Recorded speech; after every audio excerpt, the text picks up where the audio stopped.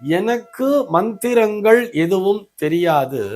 ஆனால் நான் இறைவனை வழிபடுவதற்கு மந்திரங்களை கற்றுக்கொள்ள வேண்டியது அவசியமா? மந்திரங்களை கண்டிப்பா தெரிஞ்சுக்கணுங்கிற கட்டாயம் இல்லை. மந்திரங்கள் என்பது இறை சக்தியை கூட்டுவதற்காக, ஆனால் அவற்றை பெறுவதற்காக அல்ல. நமக்கு கால நேரம் சரியா இருக்கும்னு சொன்னா தாராளமாக கற்றுக்கொள்ளலாம். ஆனால் உச்சரிப்பு என்பதும் ஸ்வரம் என்பதும் அங்கே சரியாக இருக்க வேண்டும், மிகச் சரியாக இருக்க வேண்டும். உச்சரிப்பிலும் ஸ்வரத்திலும் ஏதாவது மாற்றி சொல்லிட்டோம்னு சொன்னா அது மாறுபட்டு போய்விடும். அர்த்தமுள்ள ஆன்மீகம் பகுதியில் உங்கள் அனைவரையும் சந்திப்பதில் மிக்க மகிழ்ச்சி. இன்னைக்கு நம்ம என்ன பார்க்க போறோம் சொல்லி பார்த்தோம்னா, ஒரு நேயரினுடைய கேள்விக்கான விடையைத்தான் பார்க்க போகிறோம். அந்த நேயர் என்ன கேட்டிருக்கார் அப்படின்னு சொல்லி பார்த்தா, எனக்கு மந்திரங்கள் எதுவும் தெரியாது, ஆனால் நான் இறைவனை வழிபடுவதற்கு மந்திரங்களை கற்றுக்கொள்ள வேண்டியது அவசியமா? என்னுடைய வழிபாட்டிற்கு மந்திரங்களை நான் சொல்லித்தான் ஆக வேண்டுமா என்பதுதான் அவருடைய கேள்வியாக அமைந்திருக்கிறது. அவருக்கு நேரடியாக விடையளிக்க வேண்டும் என்று சொன்னால் அவசியம் இல்லை என்பதே. மந்திரங்களை கண்டிப்பா தெரிஞ்சுக்கணுங்கிற கட்டாயம் இல்லை. அப்படி இல்லையா ஐயா, எல்லாரும் மந்திரம் சொல்லிதானே சுவாமியை பூஜை பண்றா அப்படின்னு சொன்னா இப்படி வேணா புரிஞ்சுக்கலாமே.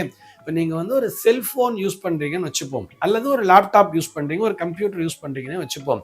நீங்கள் அதனை உபயோகப்படுத்துகிறீர்கள், ஆனால் உங்களுக்கு அந்த சாஃப்ட்வேர் பத்தின விஷயங்களை தெரியுமா?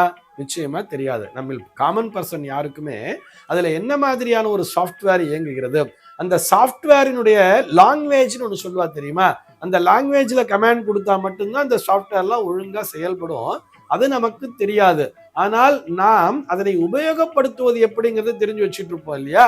ஒரு லேப்டாப்ல நம்ம டைப் பண்ணா அது பாட்டி வரப்போறது. மொபைல் போன்லயே கூட நம்ம இங்கேருந்து ஒரு வாட்ஸ்அப்ல ஒரு மெசேஜ் அனுப்புறோம், ஒரு டைப் பண்ணி அனுப்புறோம். ஆனா நம்ம இந்த எழுத்தை தொட அது எப்படி ஸ்கிரீன்ல வர்றது அப்படின்னு சொன்னா அதற்கு அந்த ஹார்ட்வேரையும் சாஃப்ட்வேரையும் படிச்சாதானே நமக்கு தெரியும். அது போலத்தான் மந்திரங்கள் என்பதும். மந்திரங்கள் என்பது இறை சக்தியை கூட்டுவதற்காக, ஆனால் அவற்றை பெறுவதற்காக அல்ல, அவற்றை வழிபடுவதற்காக அல்ல என்பதை புரிந்து கொள்ள வேண்டும். நம்ம வழிபடணும் அப்படின்னு சொன்னா நம்ம கிட்ட ஒரு ஸ்ரத்தைங்கிறது இருந்தாலே போறோம்.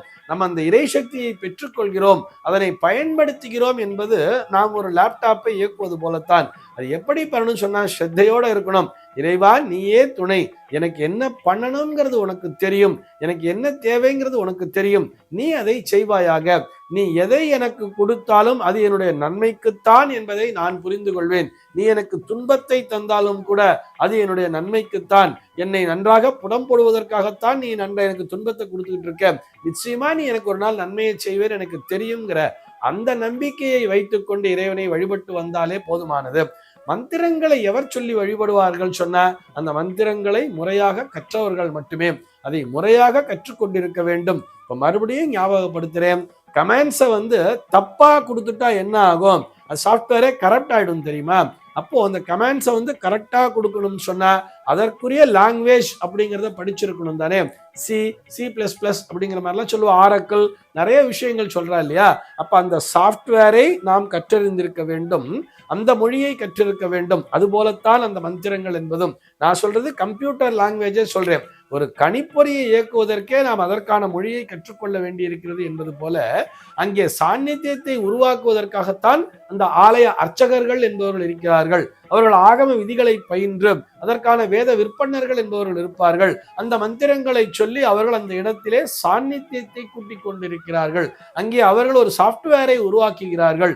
ஆனால் அதனுடைய பயன்பாட்டினை பெற்றுக் கொள்வதற்கு நமக்கு அந்த மொழி தெரிந்திருக்க வேண்டும், அல்லது நாம் அந்த மந்திரத்தை உச்சரிக்க வேண்டும் என்ற அவசியம் இல்லையே. நம்ம போய் பிரார்த்தனை பண்ணிட்டாலே போதும், நிச்சயமாக நமக்கு அதற்கான பலன் என்பது கிடைக்கும்ங்கிறதுக்காக சொல்றேன். நான் அந்த மந்திரத்தை சொல்லித்தான் வழிபட வேண்டும் என்ற அவசியம் இல்லை. ஆனால் அதற்காக நான் உங்களை மந்திரம் கத்துக்க வேண்டாம்னு சொல்லல, போய் கத்துக்குங்கோ. நமக்கு டைம் இருக்கு அப்படின்னு சொன்னா, நமக்கு கால நேரம் சரியா இருக்கும்னு சொன்னா தாராளமாக கற்றுக்கொள்ளலாம். ஆனால் உச்சரிப்பு என்பதும் ஸ்வரம் என்பதும் அங்கே சரியாக இருக்க வேண்டும், மிகச் சரியாக இருக்க வேண்டும். உச்சரிப்பிலும் ஸ்வரத்திலும் ஏதாவது மாற்றி சொல்லிட்டோம்னு சொன்னா அது மாறுபட்டு போய்விடும், எதிர்மறையான பலன்களை தந்துவிடும். நான் அதுக்கு தான் அந்த எக்ஸாம்பிள் சொன்னேன். அந்த சிஸ்டம்க்கு கம்ப்யூட்டருக்கு ஒரு முறையான லாங்குவேஜ் படிக்காம நமக்கு தெரிஞ்ச மாதிரி எதையோ ஒன்று டைப் பண்ணோம்னா என்ன ஆகும்? அந்த கமாண்ட் மாற்றி கொடுத்தோம்னு சொன்னா அது கரப்ட் ஆயிடும் தானே. அந்த மாதிரி கரப்ட் ஆகாம சரியாக இருப்பதற்காகத்தான் இது போன்ற மந்திரங்களை பயன்படுத்தி கொண்டிருக்கிறார்கள். ஆனால் சாதாரண பொதுமக்களாகிய நாம் அதனை கற்றுக்கொள்ளணும் அப்படிங்கிற கட்டாயம் எதுவும் இல்லை. நமக்கான நேரம் காலம் இருந்தால் நாம் அதனை முறையாக கற்றுக்கொண்டும் உச்சரிக்கலாம். அதன் மூலமாக இன்னும் பலன் கிடைக்கத்தான் போறது, அதுல பலன் கிடைக்காம இல்லை. ஆனால் அதற்காக அந்த மந்திரங்கள் தெரிந்தால்தான், அதை சொல்லி வணங்கினால்தான் நமக்கு பலன் கிடைக்கும் என்பதெல்லாம் இல்லவே இல்லை. இப்படி யோசிச்சு பாருங்களேன், கண்ணப்ப நாயனாருக்கு என்ன மந்திரம் தெரியும்? அவர் ஒரு வேடுவன், அவ்வளவுதானே. அவர் வேடுவன், அங்க இருக்கக்கூடிய சிவபெருமான், அந்த இடத்துல சிவபெருமான் இருக்கிறார் என்று நம்பினார். அவர் பசிக்க கூடாது, அவருக்கு பசி எடுக்க கூடாதுங்கிறதுக்காகத்தான் தனக்கு தெரிந்தவாறு ஒரு புலாலை கொண்டு வந்து அந்த இடத்திலே படைத்தார். வாயில தண்ணியை கொண்டு வந்து அவர் மேல துப்பினார் அப்படின்னு சொல்றார். வாயில தான் தண்ணியை எடுத்துட்டு வந்து சுவாமிக்கு அபிஷேகம் பண்ணாரா. அங்க நம்ம பார்க்க வேண்டியது எப்படி அவருடைய பக்தி, அவருடைய ஸ்ரத்தை.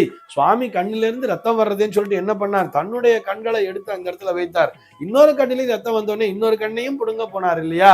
அவருக்கு இறைவன் காட்சி தந்தார் சொன்னா அவர் என்ன மந்திரத்தை சொல்லியா வழிபட்டார்? அவருக்கு மந்திரம் என்பதே தெரியாதே. அங்கே சுவாமி பார்த்தது அவருடைய பக்தி ஸ்ரத்தையைத்தான். ஆக பக்தி ஸ்ரத்தை இருந்தாலே போதுமானது, இறைவனை தாராளமாக நம்மால் வழிபட முடியும். சர்வே ஜனாஹ சுகினோ பவந்து.